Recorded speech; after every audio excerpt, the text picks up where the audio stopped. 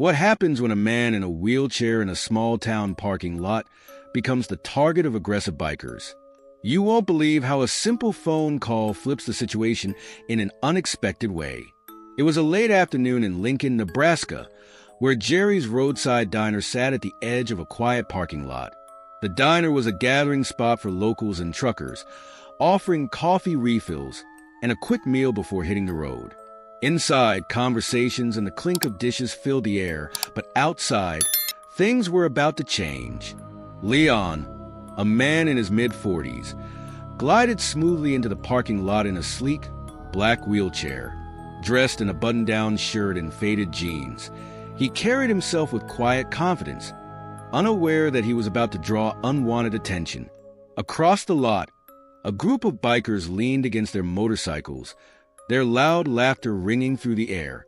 One of them nudged another and gestured toward Leon. "Hey, Rollin' Thunder!" One of them called out, his voice mocking. The others laughed, the sound harsh and cruel. Leon didn't react. He kept walking toward the diner, calm and unfazed. But the bikers weren't letting it go. One of them, a burly man in a leather vest with a patch reading "Outlaw Rebels," broke away from the group. He swaggered toward Leon, a cocky grin on his face, with the rest following behind. Leon slowed his pace as he sensed the group approaching. He stopped near the entrance of the diner, his hand hovering over his wheelchair's wheel rim. The leader of the bikers closed the gap. "Hey, buddy," the man said with mockery in his voice. "Where's the fire? Or are you just out for a stroll?" The group burst into laughter, but Leon stayed composed, giving no indication of concern. He glanced at the biker leader and said, "Just grabbing some lunch," his tone steady and controlled. Another biker, younger and covered in tattoos, taunted him. "What's the matter, man? Ain't gonna run us over, are you?" He mimicked a wheeling motion with his hands, prompting more laughter from the others. Leon didn't engage. Instead, he adjusted his position and made to wheel past them. But one biker stepped in his way. "Not so fast," the leader said, his tone shifting to something more threatening. "We're just having some fun. No need to be rude." The air felt heavy with tension. A few diner patrons peered out the windows, but no one dared intervene. Leon paused and, with quiet authority, said, "I don't want any trouble." But the bikers weren't backing down. Leon, unfazed, took out his phone from his pocket, his movements deliberate and calm. The leader's smug expression faltered for a moment. "Who are you calling?" the leader asked, his voice losing some of its confidence. "Cops won't help you out here." Leon didn't reply. He dialed, put the phone to his ear, and spoke a few words before hanging up. The bikers exchanged uneasy looks, unsure of what had just happened. Leon tucked his phone away and, without a word, wheeled a few feet to the side, positioning himself against the diner wall as if he had all the time in the world. The bikers, now restless, could sense something was off. "What? You got backup coming," one of them joked, but there was nervousness in his voice. The others joined in, but their laughter was strained. The bikers' bravado was beginning to crumble, and minutes passed in uneasy silence. Finally, the sound of rumbling engines reached their ears. At first, it was faint, barely noticeable, but it grew louder, growing into the unmistakable roar of approaching motorcycles. The bikers fell silent, heads turning toward the main road. A massive convoy of bikes came into view, their chrome gleaming in the late afternoon sun. The group, dressed in black leather and helmets, rode with a unified presence that commanded attention. Leon, still calm, watched them approach. A faint smile played at the corners of his lips, but he didn't speak.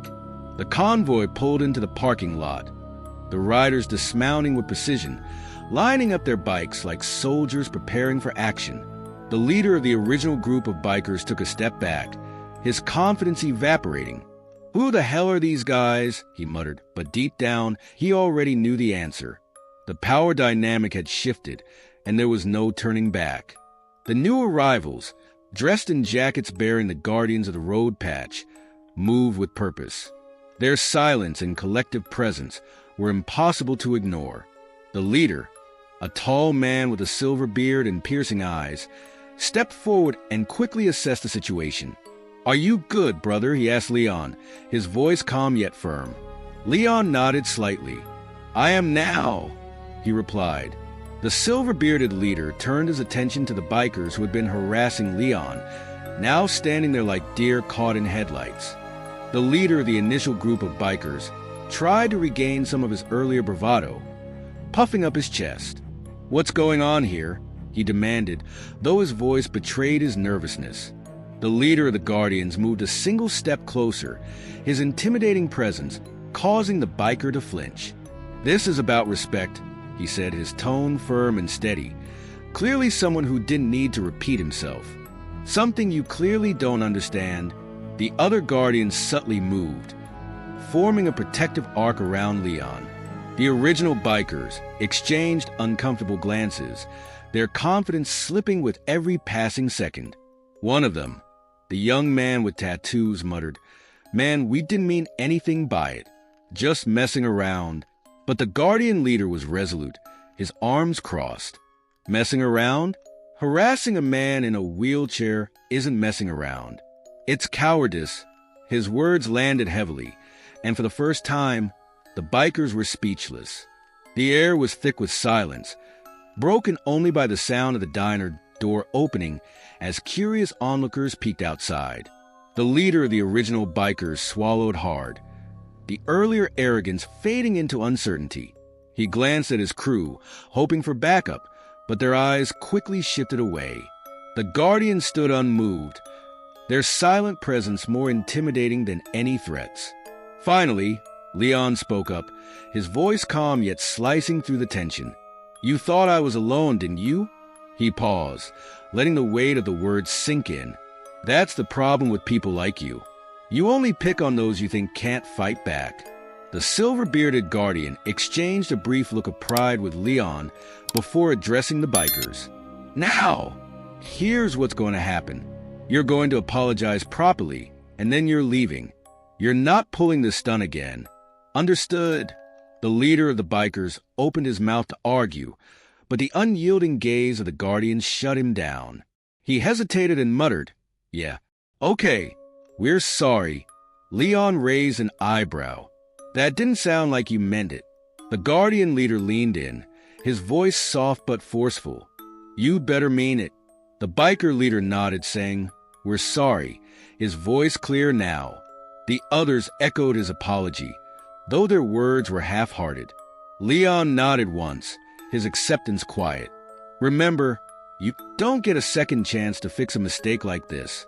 As the bikers scrambled back to their bikes, the Guardians stayed firm, watching until the group sped off, their earlier arrogance replaced by discomfort and haste. The parking lot fell silent again, the tension dissipating. Leon turned to the silver-bearded man, extending a hand. "Thank you," he said simply. The man gripped Leon's hand warmly. "Any time, brother. You're not alone. Remember that." The convoy of Guardians mounted their bikes, and their engines roared back to life. But now, the sound was one of unity, not fear, a powerful reminder that strength lies in numbers. As the last of the Guardians rode off, Leon let out a slow breath. The weight of the past moments lifted from his shoulders. He could still hear the hum of their bikes in the distance, but now it was a sound of triumph, not intimidation. Inside the diner, the atmosphere had shifted. Patrons who had been watching from the windows returned to their meals, whispering about the events they'd witnessed. Leon rolled toward his usual booth. The waitress, a middle-aged woman with short blonde hair, gave him a soft smile. "Everything okay out there?" she asked, her eyes scanning him for signs of distress. Leon returned her smile and nodded. "Yeah, everything's fine now. Just had a little misunderstanding." She raised an eyebrow but didn't press him further. "Good to hear. Your usual?" He nodded, settling into his seat. As he sat there, Leon couldn't help but reflect on the encounter. The bikers had thought they could intimidate him, take advantage of his disability. But they hadn't accounted for one thing. Leon wasn't alone. He was part of a larger community that would stand by him when needed. The silver-bearded guardian had been right. It wasn't just about the apology. It was about sending a message. It was about showing that power comes from unity, and that even in the face of fear, one person's stand can make a difference.